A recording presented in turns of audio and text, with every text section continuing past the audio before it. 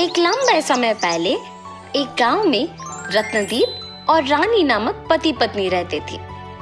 रत्नदीप खुद के होटल में डोसा तैयार करके बेचता था। वो डोसा बनाता था और उसकी पत्नी सबको वो परोस के उनसे पैसे लेती थी।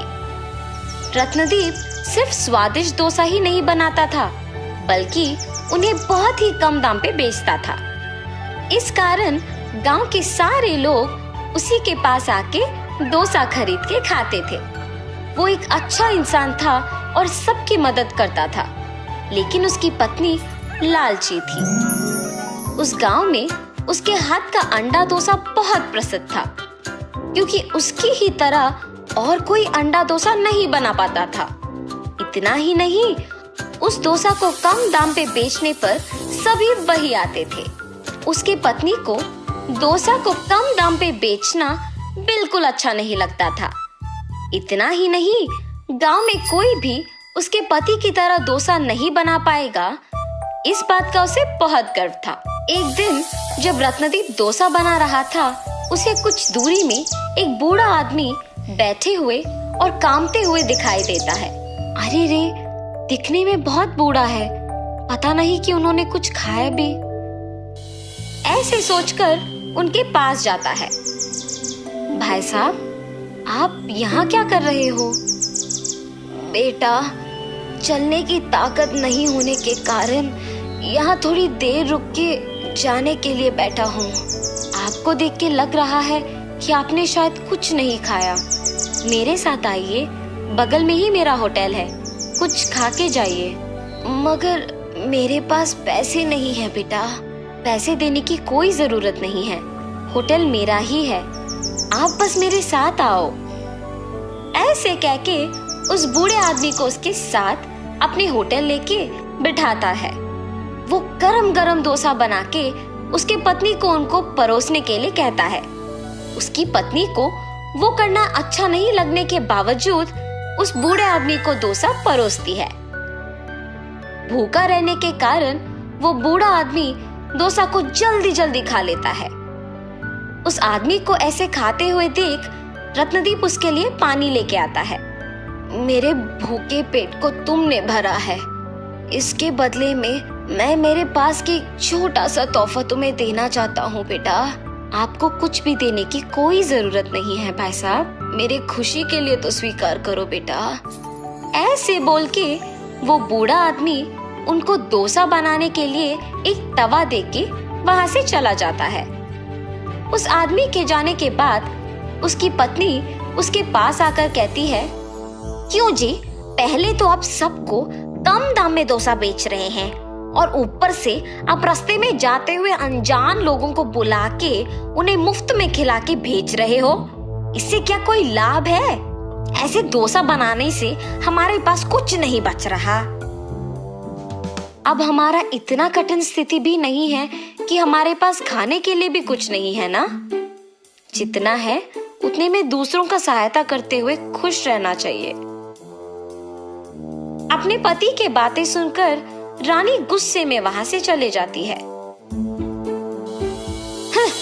जितनी भी बार कहूं इनसे, ये नहीं बदलेंगे, सबकी सहायता करते ही रहते हैं। अगर मैं उनको बताए बिना डोसा का दाम बढ़ाऊंगी, तभी हमारे पास कुछ तो पैसे बचेंगे। ऐसे फैसला करके अपने पति को बताए बिना दाम बढ़ाती है। आम डोसा 15 रुपए का और अंडा डोसा 25 रुपए का। ऐसे होटल को आए हुए लोगों को बोलती है, आपके होटल में स्वादिष्ट खाना बनने के अलावा कम दाम पर मिलने के कारण ही हम सब आपके पास आते हैं, मगर अब आप ऐसे दाम अचानक बढ़ाते हैं तो कैसे होगा? अरे, आपको डोसा चाहिए तो खाइए, वरना नहीं। मेरे पति की तरह अगर कोई और इस गांव में स्वादिष्ट डोसा बनाता है तो उसी के पास जाके डोसा खाओ। ऐसे कठिन तरीके से कहती है। दाम बढ़ाने के बावजूद खाने के लिए सभी उसी होटल को आते हैं। कुछ दिन बाद पैसे बचते हैं और ये देख रानी बहुत खुश होती है। मेरे दाम बढ़ाने के बावजूद अगर लोग इसी होटल में खा रहे हैं तो इसका मतलब ये है कि मैं दाम और थोड़ा बढ़ा सकती हूँ। आज से अंडा डोसा 50 रुपए और आम डोसा 25 रुपए का है। ऐसे होटल को आए हुए सबको बोलती है। अरे, आपके होटल के डोसा चाहे कितना भी स्वादिष्ट क्यों ना हो, ऐसे दाम बढ़ाते जाओगे तो लोग कैसे खरीद पाएंगे? अरे, आपको अगर चाहिए तो इधर आके खाइए, वरना चले जाइए। ऐसे अभिमानी स्वभाव से कहने के कारण वो आदमी उसके सामने से ही दूसरे होटल को चला जाता है। उसको देख बाकी लोग भी चले जाते हैं। तब से सब उनके होटल को आना ही बंद कर देते हैं। रानी, क्या हुआ? कुछ दिनों से कोई भी होटल को नहीं आ रहा। हमारे जैसे और दूसरा कोई भी डोसा नहीं बना सकेगा, इसीलिए कभी ना कभी उन सबको लौट के आना ही पड़ेगा। मेरी पत्नी की लालच के बारे में तो मुझे पता ही है। या तो उसने होटल को आए हुए लोगों को कुछ कहा होगा, या फिर क्या मुझे बताए बिना उसने दाम बढ़ा दिया होगा। ऐसे सोच के कुछ नहीं कहता है और वहां से चला जाता है। ऐसे बहुत दिन बीतने के बाद सभी उसके होटल के बजाय उसके सामने के होटल को जाते हैं। मेरे लालची स्वभाव के वजह से ही मैंने दाम बहुत ज्यादा बढ़ा दिया और अभी सारे लोग हमारे होटल के बजाय सामने वाले होटल को जा रहे हैं। ऐसे सोचकर दुखी होती है। उसको ऐसे दुखी देख उसका पति उसके पास आकर पूछता है, कम से कम अब तो सच बोलो, लोग हमारे होटल क्यों नहीं आ रहे हैं? ऐसे पूछने पर रानी अपने पति को सब सच बता देती है। देखा तुमने, तुम्हारे लालच की वजह से हमें क्या भुगतना पड़ रहा है। कम से कम तुम्हारा स्वभाव अब बदलो और हमेशा की तरह वही दाम लगाओ, तभी हमारे पास सारे ग्राहक आ जाएंगे। आइंदा मैं ऐसे कभी नहीं करूंगी। अब सब आप ही की मर्जी। रत्नदीप अगले दिन से उसी दाम पे डोसा बना के बेचने लगता है। आम डोसा सिर्फ 10 रुपए का और अंडा डोसा सिर्फ 15 रुपए का। ऐसे जोर जोर से चिल्लाने पर उसके सारे ग्राहक सामने के होटल से उसके होटल वापस आ जाते हैं। ऐसे कुछ ही दिनों में वापस होटल भीड़ित रहने के कारण डोसा बनाने में देर लगता है। इसीलिए रत्नदीप फैसला करता है कि एक और तवा खरीदने की आवश्यकता है। अरे हाँ, उस बूढ़े आदमी का दिया हुआ तवा तो है ही। ऐसे सोच के अंदर जाके उस तवे को बाहर लेके आता है। उसमें एक डोसा बनाते ही वो एक डोसा बहुत सारा डोसा बन जाता है और ये देख वो आश्चर्यचकित रह जाता है। हाँ, ये क्या माया है? रानी, रानी, एक बार इधर आओ। हाँ जी, क्या हुआ? ये देखो तो सही। ऐसे उसके भी सामने उस तवे पे डोसा बनाता है और तुरंत वो कई डोसा बन जाना देख वो भी दंग रह जाती है। ये कौन सा जादू है जी? एक डोसा कई डोसा में बदल रही है। तुम्हें वो बूढ़ा आदमी याद है? उसी का दिया हुआ तवा है ये। और तुमने उस दिन उनको डोसा मुफ्त में देने के कारण गुस्सा किया था। ये सब आपके सहायता करने की वजह से ही मुमकिन हुआ है जी।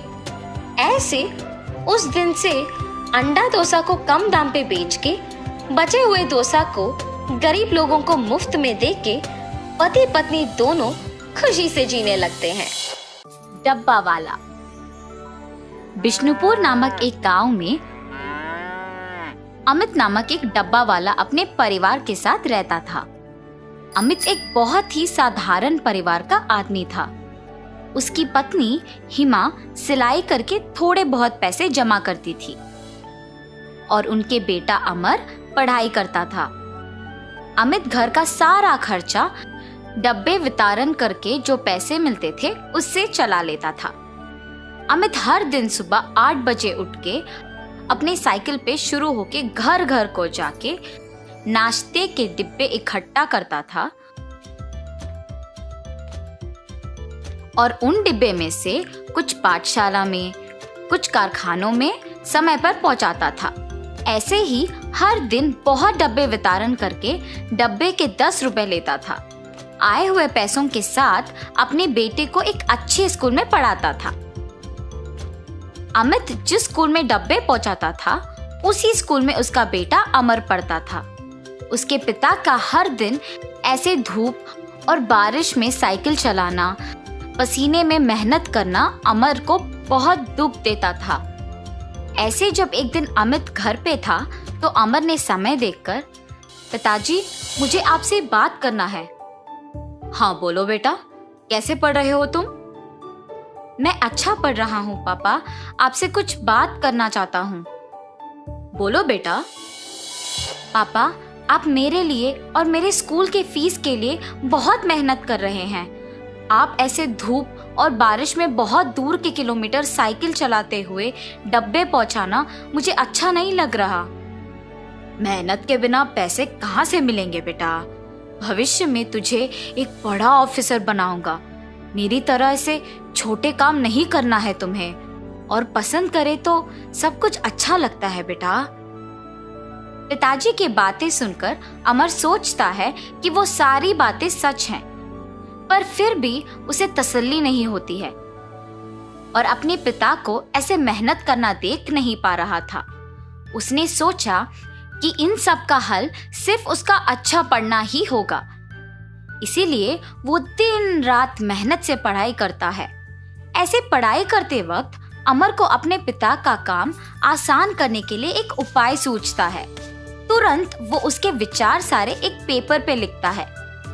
अगले दिन अमर अपने पिता के घर होते समय देख अपने विचार सारे उनसे कहता है, पापा, आपके ही काम में मेहनत के बिना आपके साथ ज्यादा लोग काम करते हुए अब की आपकी आमदनी से भी ज्यादा पैसे कमाने के लिए मेरे पास एक उपाय है, और इसमें आपको निवेश रखने की भी कोई जरूरत नहीं है।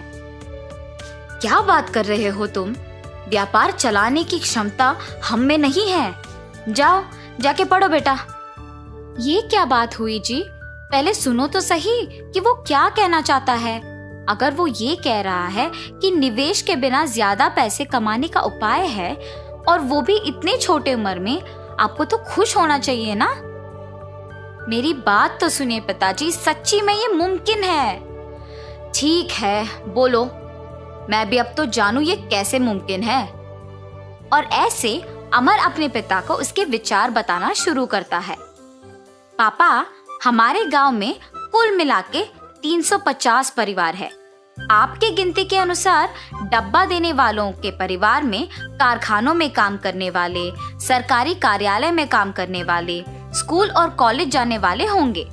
इसीलिए उन सारी जगहों में मैं अपने दोस्तों के साथ नौकरी का मौका है। इच्छुक लोग आवेदन कर सकते हैं। निम्नलिखित पता पे आके अपना नाम और बाकी विवरण दे के नौकरी तुरंत शुरू कर सकते हैं।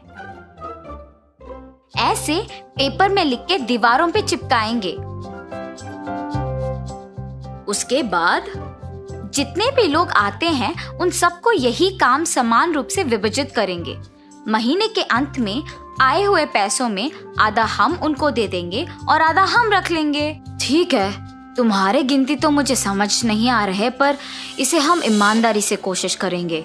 पढ़ाई का ज्ञान तुम्हारा है बेटा, और जिम्मेदारी का डर है मेरा। मैं ये नहीं कह रहा हूँ कि तुम्हारा सोच गलत है।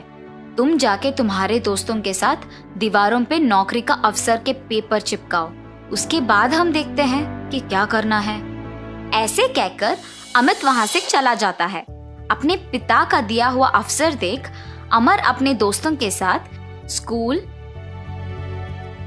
सरकारी कार्यालय, कारखाने, कॉलेज जैसे जगहों के बाहर उन पत्रिकों को चिपकाता है। और इतना ही नहीं, वहां पे लोगों को भी उसने बताया कि उसके पिता ने एक नया व्यापार शुरू किया और उसमें नौकरी का अवसर है। सभी को अमित के व्यक्तित्व के बारे में सालों से पता है, क्योंकि वे डब्बा वाले की तरह सालों से काम कर रहे हैं। तो इसीलिए गांव के लोग उसके पास काम करने के लिए सहमत होते हैं। नौकरी के बारे में विज्ञापन करने के कुछ ही दिनों में 60 लोग अमित के घर नौकरी के लिए आते हैं। आए हुए 60 लोगों को 5 अलग अलग भाग के जगहों के लिए विभाजन करते हैं। 12 लोग कारखानों के लिए, 12 सरकारी कार्यालय के लिए, 24 लोग स्कूल और कॉलेज के लिए और 12 को बाकी जगहों के लिए विभाजन करते हैं। इन सबको डब्बे इकट्ठा करके उन्हें उनके जगहों पे पहुंचाना था और सब काम पे लग जाते हैं उनके साइकिल पे। पहले महीने बाद डब्बा बेचने वाले परिवार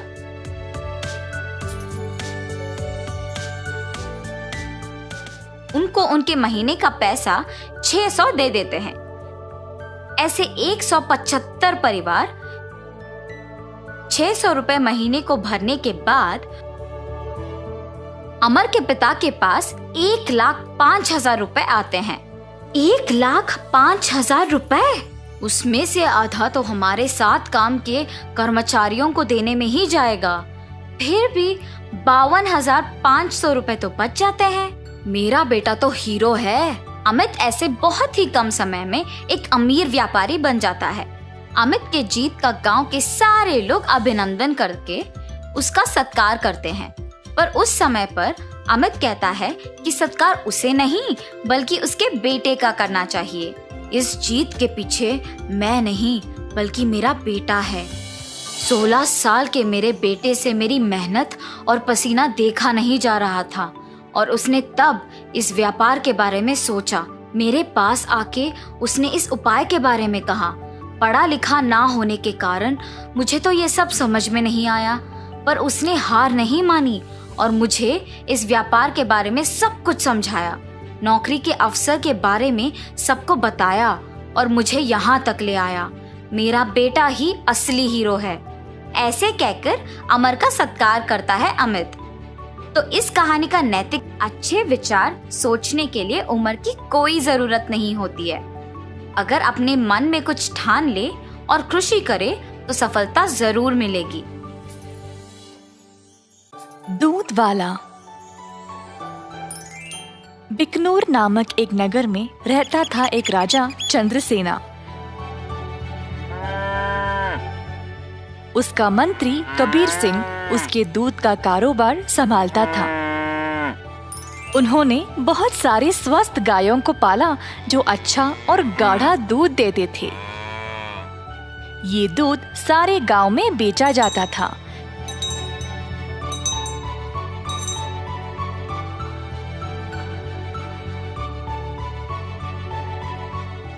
कबीर सिंह खुद सब कुछ संभालता था। कबीर सिंह की पीढ़ी भी महाराजा के लिए काम करते आ रहे थे और इस वजह से चंद्रसेना उसका बहुत आदर करते थे। कबीर सिंह ने भी राजा को कभी भी निराश नहीं किया। सारे गांव में उसका अच्छा नाम था। हर रोज कबीर सिंह खेत पर जाता था। उसने बहुत लोगों को काम पे रखा गायों की देखभाल के लिए, ताकि वे अच्छे से खाए और सेहतमंद रहे। गायों को घास चराने के लिए वह दिन में कम से कम 2 बार भेजता था।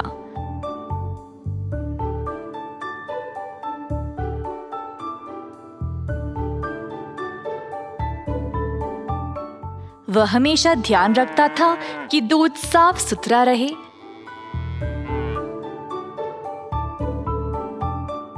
दूध निकालने के बाद वह 10 दूध वालों को देता था ताकि वह गांव में जाकर बेच दे।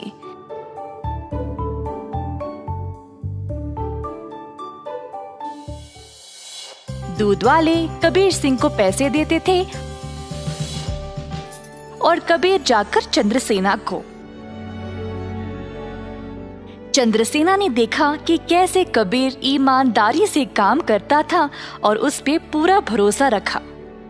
महाराज कबीर के साथ अच्छा बर्ताव करते थे और कबीर राजा के बारे में भी अपने बहनों को बताया करता था। एक दिन जब कबीर घर वापस आया तो उसने अपने बहनों को बहुत गुस्से में और परेशानी में देखा। क्या बात है, तुम सब इतने गुस्से में क्यों हो? हम तीनों की उम्र हो गई है शादी के लिए, पर क्या फायदा, शादी के लिए पैसे ही नहीं है। कपड़े और गहनों को छोड़ो, हमारे पास खाने पीने के लिए पैसे काफी नहीं है। मैं तुम लोगों के लिए ही इतना मेहनत करता हूँ, अगर इससे भी खुश नहीं हो तो मेरी सारी मेहनत ही बेकार हो रही है। आप तो महाराजा के मंत्री हो ना, पर आप अपनी आमदनी किसी भी जरूरतमंद को दे देते हो। और आप दूध का कारोबार भी संभाल रहे हो ना अकेले, उसमें भी कोई मुनाफा नहीं मिल रहा है आपको। ऐसा क्यों? शायद हमारी कोई फिक्र नहीं है इसीलिए। तीनों बहनें रोने लगी और कबीर को बहुत बुरा लगा। अब तुम सब मत रो, मुझे बर्दाश्त नहीं होता। अब बोलो मैं क्या करूं? मैं वही करूंगा। वैसे आपको ज्यादा कुछ करने की जरूरत नहीं, आप दूध का सारा कारोबार संभालते हो ना। अगर आप उसमें थोड़ा पानी मिलाकर बेचोगे तो आप ज्यादा बेच पाओगे। हाँ, और अधिक दूध से आप ज्यादा मुनाफा भी कमा सकते हो। पर ये तो धोखा हुआ, मैं राजा के साथ ऐसा नहीं कर सकता। कबीर सिंह ने ऐसा करने से मना कर दिया था, पर उसकी बहनों ने उसको भावुक करके जैसे तैसे उससे ये काम करवा ही दिया। कबीर सिंह अक्सर कमाए गए पैसे राजा को देता था और बाकी के पैसे अपनी बहनों को देने लगा। मुझे ऐसा करना नहीं पसंद, ये आखिरी बार है, इसके बाद मुझे ये सब करने के लिए नहीं बोलना। कबीर की बातें सुनकर बहनों ने उसको पैसे वापस किए और घर छोड़कर जाने का नाटक करने लगी। कबीर के पूछने पर तीनों ने धमकी दी कि वे घर छोड़कर चले जाएंगे। मजबूर होकर कबीर को उनकी बात माननी ही पड़ी। कमाए गए पैसे राजा को देकर अधिक पैसे अपनी बहनों को देने लगा। ये सिलसिला कई दिनों तक चलता रहा। कुछ ही समय में कबीर की बहनें नए नए साड़ियां और गहने खरीदने लगे और अच्छा खासा खाने भी लगे। उनकी जिंदगी ही बदल गई। घर पर बैठे बिना तीनों सज धज के बाहर घूमने लगे, सबके आगे दिखावा करने के लिए।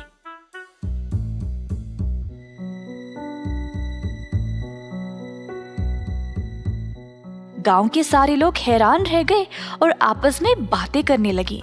ये तीन बहनें कबीर की कमाई को ऐसे इस्तेमाल कर रहे हैं, मैंने कभी नहीं देखा किसी को ऐसा करते हुए। पर कबीर सिंह के पास इतने पैसे आए कहाँ से? सब लोग कबीर के बारे में बातें करने लगे और बाकी के मंत्री कबीर की कमाई पर ईर्ष्या करने लगे, तो इस बात पर जांच करना शुरू कर दिए। जल्द उनको सच पता चल गया कि वह दूध में पानी मिलाकर बेच रहा था। 70% राजा को देकर बाकी के 30% अपनी जेब में डाल रहा था। खेत के कारीगरों से मंत्रियों ने ये बात का पता लगाया। सारे मंत्री गए राजा के पास और उनको पूरा सच बता दिया। अब क्योंकि राजा को कबीर से बहुत लगाव था, उनको इस बात पर यकीन ही नहीं हुआ, पर उनके पास और कोई रास्ता नहीं था सिवाय कबीर को दंड देने का। तीनों बहनें आए कैद खाने अपने भाई को देखने के लिए और उनको बहुत बुरा लगा कि उनकी ही वजह से उनका भाई आज जेल में बंद पड़ा है। बहनों को अपनी गलती का एहसास हुआ और तीनों गए महाराजा के पास और उनको सब सच बताया कि असल में ये सब उन तीनों की ही गलती है और कबीर दोषी नहीं है। उन्होंने राजा से भीख मांगी कबीर को छोड़ने के लिए। जब राजा ने ये सब सुना तो उन्होंने तीनों बहनों को भी कबीर के साथ कैद खाने में ही डाल दिया और कहा, दंड केवल गलत करने वाले को ही नहीं, गलत सोचने वाले को और गलती में हिस्सा लेने वाले को भी मिलनी चाहिए।